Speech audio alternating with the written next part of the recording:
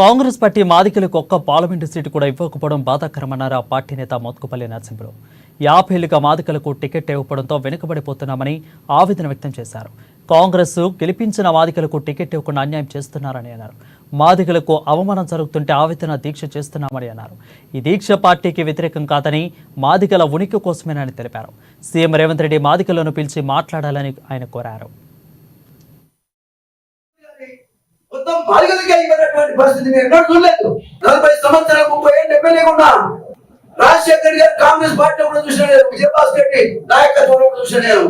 ఒకవేళ రెడ్లు ముఖ్యమంత్రిగా ఉన్నటువంటి రాజశేఖర్ రెడ్డి గారు కానీ, విజయభాస్కర్ రెడ్డి గారు కానీ, చెన్నారెడ్డి గారు కానీ, మరి అదేవిధంగా జనార్దన్ రెడ్డి గారు కానీ, వాళ్ళ దగ్గర కూడా నేను చూశాను. నేను సమన్యాయం చేయకపోయినా ఎంతో కొంత న్యాయం జరిగింది. పార్లమెంట్ ఏమో నువ్వు చేసింది ఏముంది, ఇప్పుడేం చేస్తాను మరి రేపు ఇవ్వకుండా ఉండే అవకాశం ఉంది. అసెంబ్లీ సీట్లు ఆల్రెడీ మా వాళ్ళకి ఈసారి 10 సీట్లే ఇచ్చారు.